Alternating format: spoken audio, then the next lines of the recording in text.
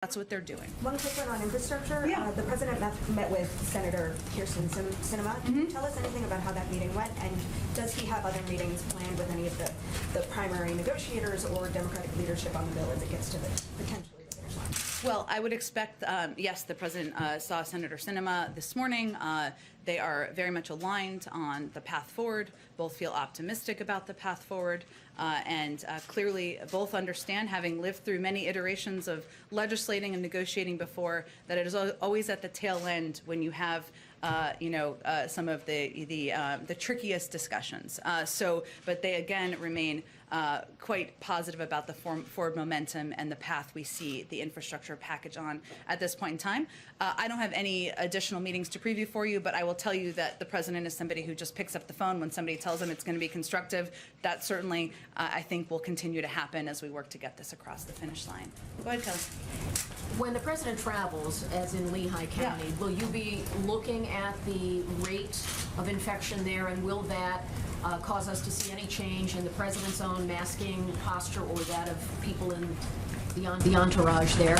And what should Americans, who should they look to for specific guidance about making these decisions day to day? Do they need to be looking at a CDC website for the positivity rate in their community? Do they need to be looking to the White House for that guidance? What is your prescription for how Americans should adjust with these mask guidelines? Absolutely. First, we will, of course, be abiding by every aspect of the CDC guidelines on masking that they will provide this afternoon. And that does mean, as you conveyed, that we will be looking at the rates in different areas where the president may visit, and also the rates if they move in Washington, D.C., and we will apply guidance accordingly. That means we will be prepared to wear masks again if required, if the guidance is leading to that, as would the president, and that will continue to be the case. As it relates to the American public, I mean, our hope is certainly that elected officials, leaders, civic leaders, public health experts around the country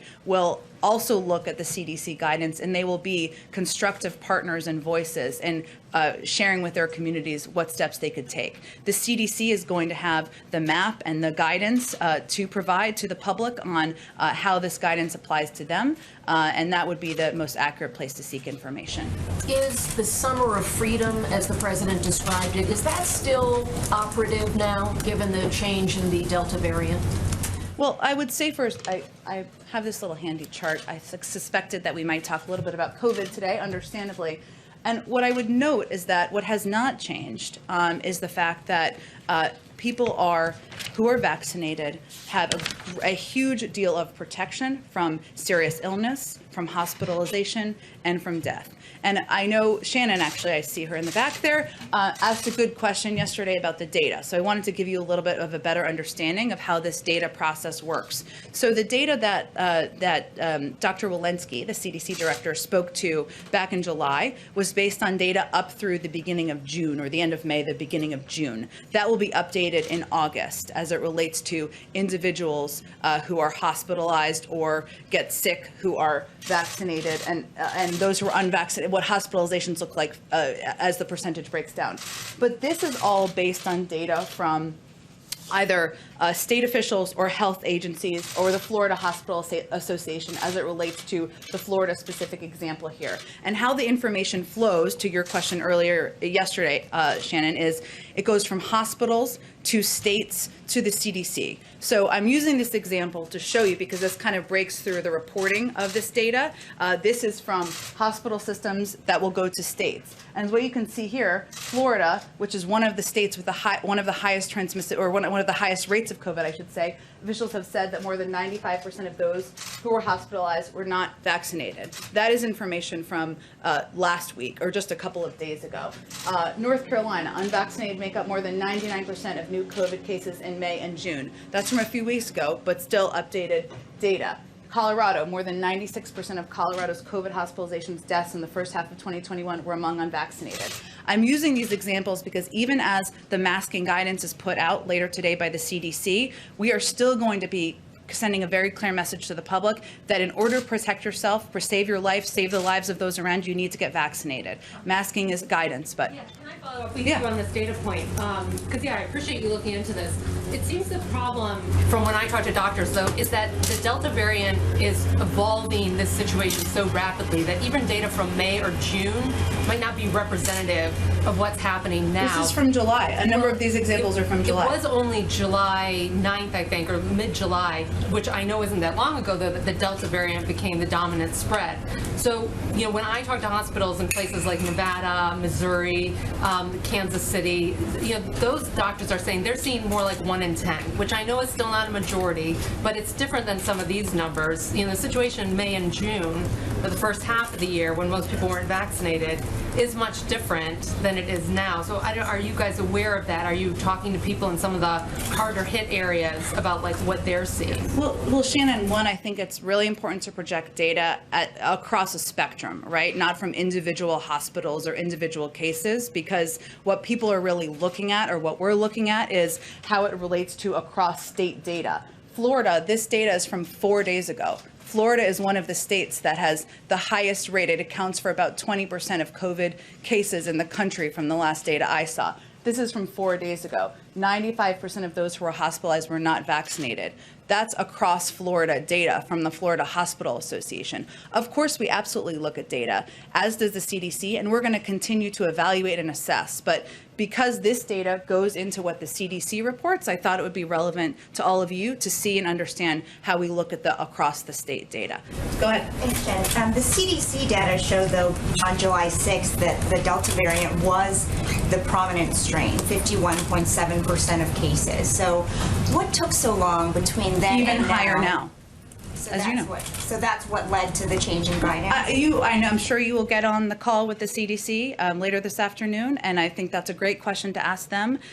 Our guidance is based on the public health experts and what they are advising in terms of steps that should be taken. I think it's, though, important to note, it has always been the case that the guidance has been, if you are not vaccinated, to wear a mask. That has not changed. That has been the case from the beginning. And also to get vaccinated if you're not vaccinated. The president's message was get vaxxed or masked, and now it's get vaxxed and masked in some cases. So does he regret sending the message that it was a binary choice there? Well, Leisha, I think that those comments were back in May. And as I noted at the time, the Delta variant was by no means a variant the variant that it is today. It was not even I can look at this specific data, but it was 99% of cases were not Delta at the time. That was based on guidance from the CDC. Today, they're changing their guidance. They're changing their advice to the American public, their public health advice, based on evolving data and an evolving historical guidance. That virus. That's exactly what they should be doing. What is your message to Americans who are feeling whiplash right now? Why should they trust the same group of health officials who just 2 months ago told them they don't have to wear a mask anymore inside? Because our goal is to save their lives. And our responsibility and the responsibility of public health officials is to continue to provide updated guidance if it warrants from an evolving virus. One more on something related. You've said many times from the podium as recently as Friday that it is not the federal government's role to mandate vaccines. Can you help us understand what changed between then and yesterday when that's exactly what the VA did? And is it a sign of what's to come for other agencies? Well, I think the context of the question, which I think is important here, is can we mandate vaccines across the country? No, that's not a role that the federal government, I think, even has the power to make. The federal workforce is part of the workforce of the federal government. That's different and very different from the question you just posed in important context.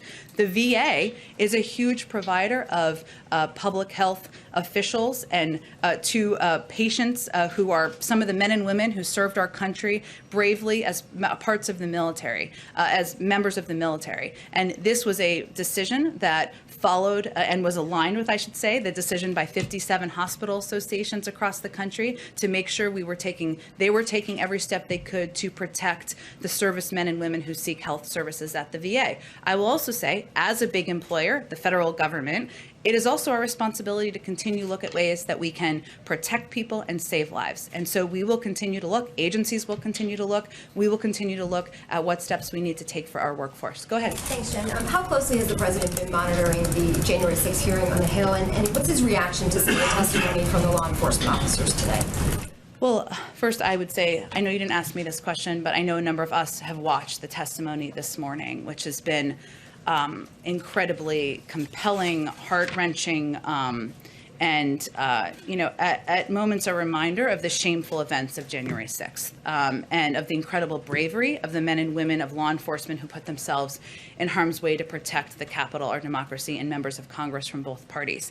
The president has had a range of meetings and briefings and engagements this morning. I know he's intending to catch updates and clips, and certainly staff will share with him what they've seen as we've watched the briefings, but he has not been in a position via his schedule to watch the hearings this morning. Do you anticipate a statement from him at the end of the day after he's been updated on this? I would not anticipate that, no. And one on vaccines before you move on. You had just said that the message for unvaccinated Americans has always been to wear a mask. But how concerned is the White House that the message that unvaccinated Americans will hear after this afternoon is that even if you're vaccinated, you now have to wear a mask in some settings, and then just say, why bother then on the vaccine?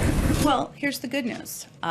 We're all here. You're all here. You've got millions of people and Americans who watch your broadcasts and watch your shows and listen to you to hear what they should know about how to protect themselves and save their lives.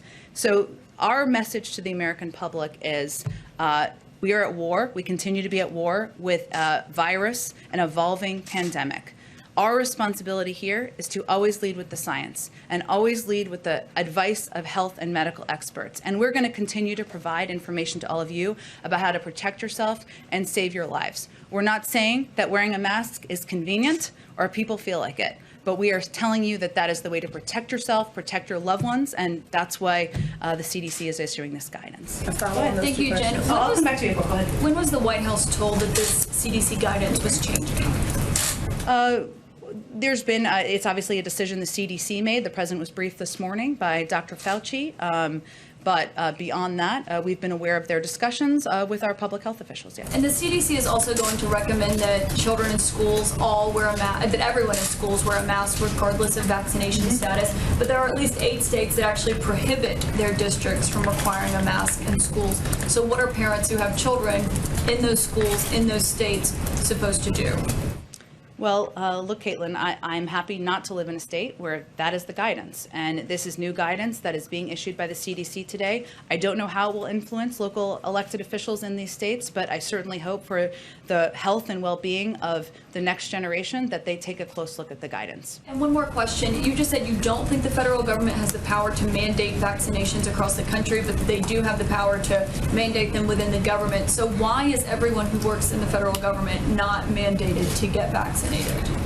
Well, I would say first, Caitlin, that you saw the VA announcement yesterday, which was really about public health and about protecting the patients, the men and women who have served our country. But we are going to continue to look at ways to protect our workforce and to save more lives. I just have nothing to preview for you at this point. Should we expect more vaccination mandates from federal agencies? I think a range of agencies and leaders will look at what steps they should take to protect their workforce and save lives.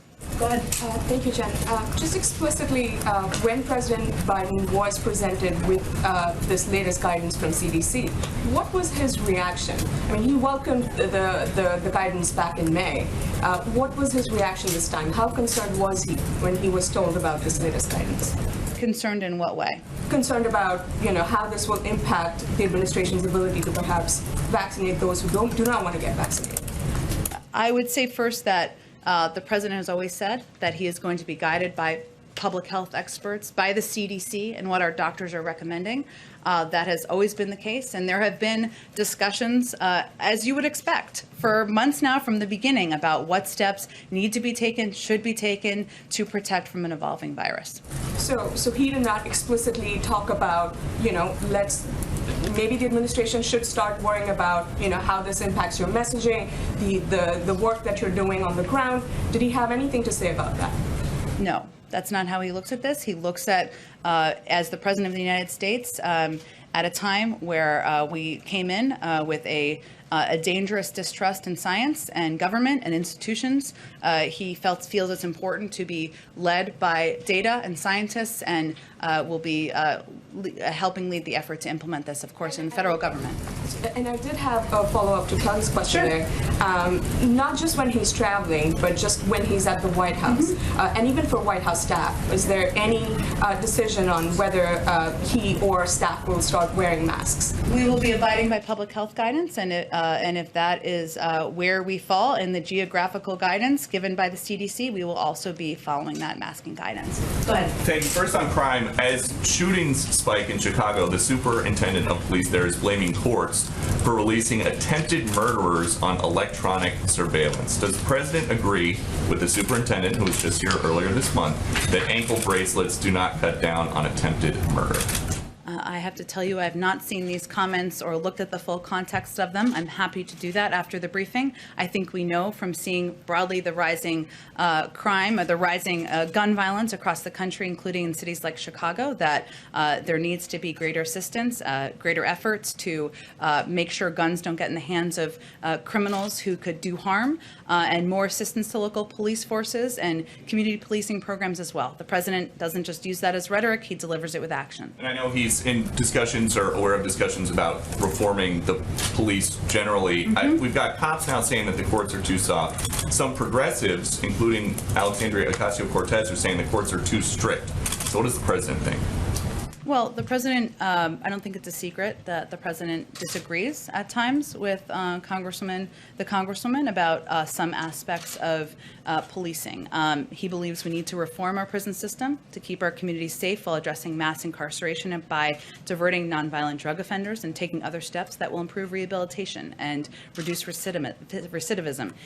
But he also believes, let's be clear, if you commit a violent crime and are found guilty and pose a threat to society, you should serve that time. And when you get out, you should have the support you need to successfully re-enter society. That's his view. And then on the CDC guidance, why did the president say, if you've been fully vaccinated, you no longer need to wear a mask?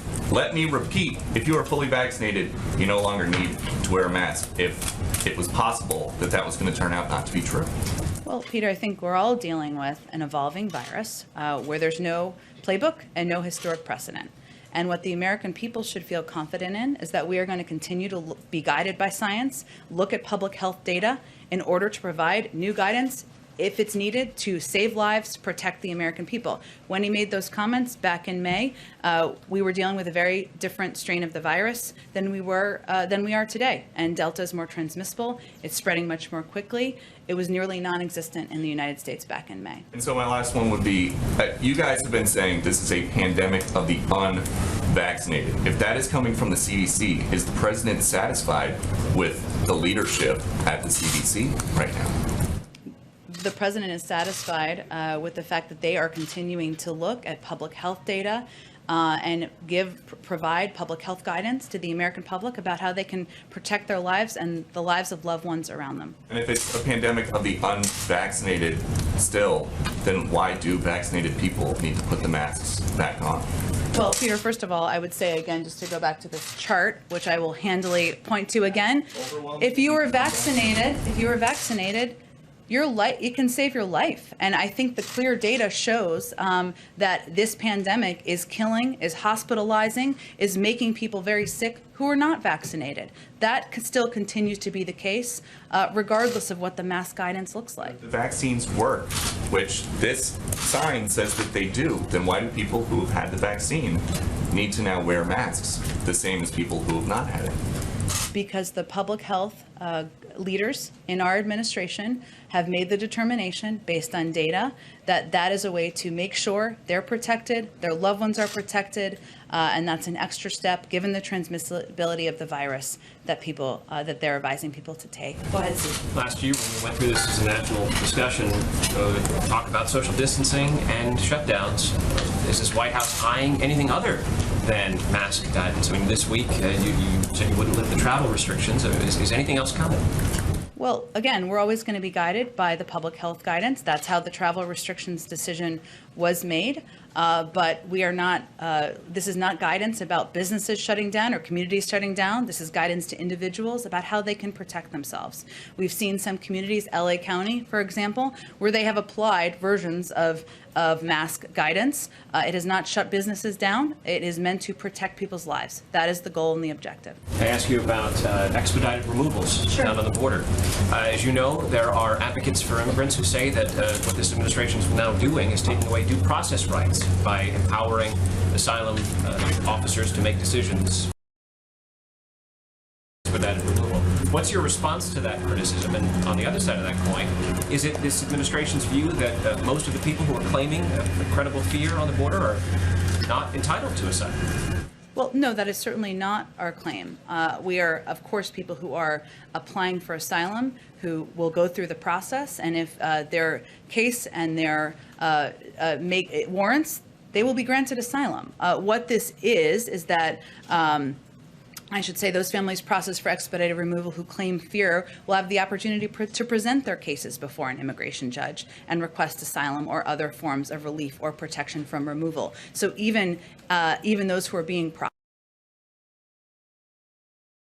processing of migrants for expedited removal is a traditionally employed lawful means to secure a border, and it is a step toward our broader aim of having a safe and orderly immigration system. I will say at the same time, we continue to work to build a fair, orderly, and humane immigration system. We recently expanded the Central American Minors Program and made 6,000 H-2B visas available to Central Americans. But we also want to be crystal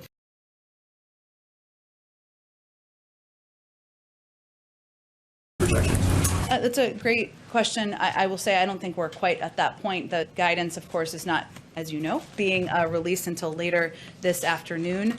I will also say that as we've looked at kind of the economic impact of the Delta variant, one of the things we've looked at is that we have programs in place that are meant to be implemented over the course of time to ensure that Americans are getting assistance, getting additional funding into their. It was a lesson learned from the past about ensuring that there wasn't an abrupt halt to economic assistance as we're going through a historic pandemic, still at war with it, and as we're still going through an economic recovery. There's no significant signs at this point of the Delta variant's impact in that sense, and we'd expect that much of the economic impact would be felt in communities with lower vaccination rates. But we don't expect to turn back the clock to what it was in March of 2020 or even 6 months ago. But in terms of longer term analysis, we're not at that point yet. Just on the infrastructure talks, yeah, the president obviously met with Senator Sinema. He's making calls on this. Does he see the end of the week as a more or less deadline to get a bipartisan deal on this?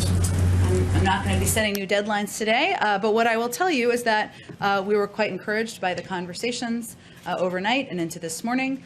We see momentum. It's moving in a positive direction. You've heard that from Democrats and Republicans. That certainly is a good sign, and it's only Tuesday. Go ahead. Jen, the federal eviction moratorium is scheduled to expire at the end of the week, and millions of renters are still behind on payments. I know the administration has taken other steps to aid with assistance, but is there any discussion about an extension of that moratorium, especially as we're seeing the Delta variant, rear its head? Sure.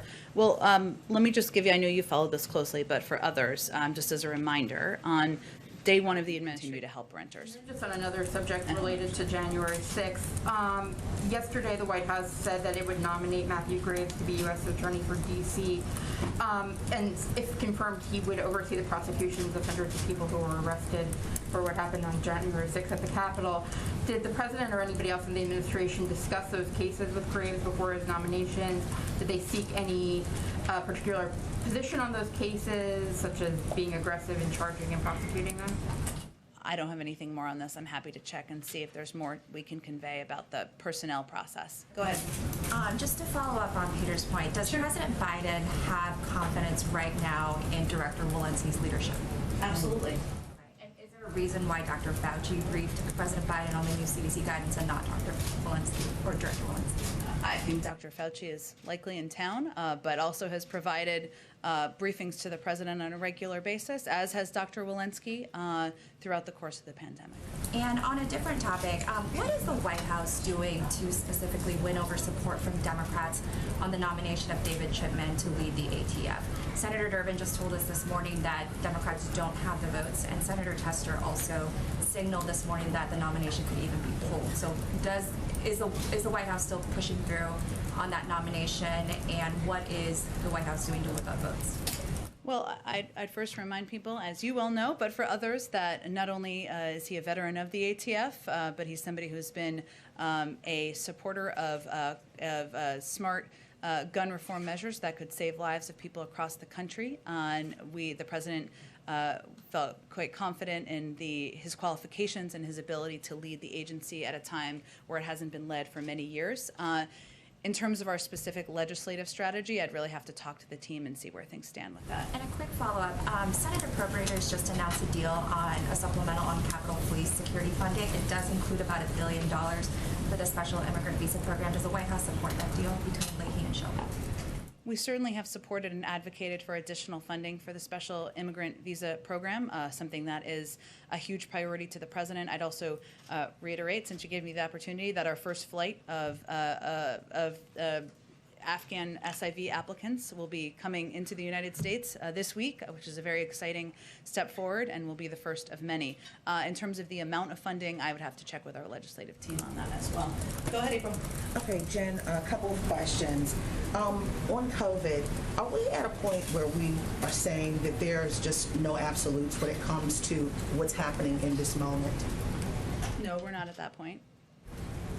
Because we're possibly beginning to wear masks again in buildings. Kids could possibly be wearing masks in school. And those who are vaccinated are getting breakthrough COVID cases. So you're saying... Look, I think here's what we all have a responsibility to do, is to provide the guidance and clear information that is being presented by public health officials to the American public, not to project confusion, but to alleviate the confusion.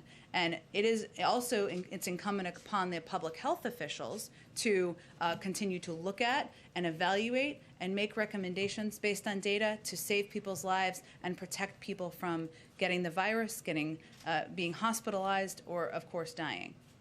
And question on Johnson & Johnson and on the testimony today.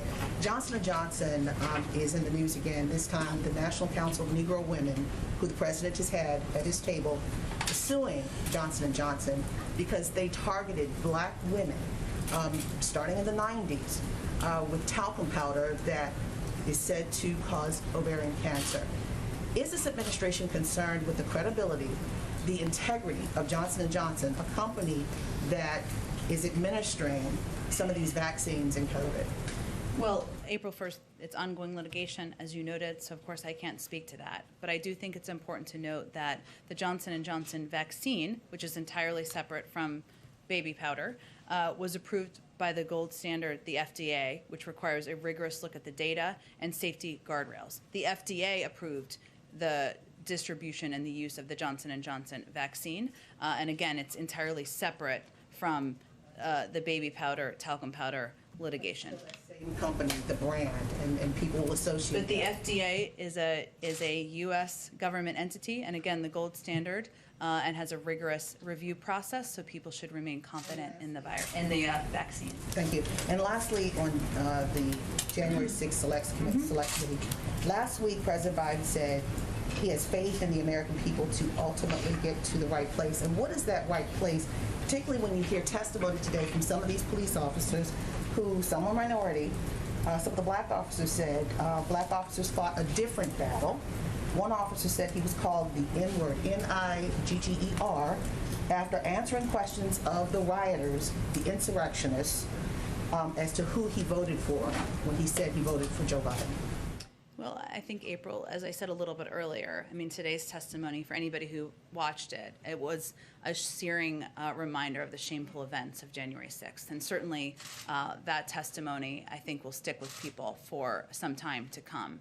And what the president meant is that he is confident in the American people to fight for democracy, to fight for voting rights, to fight for,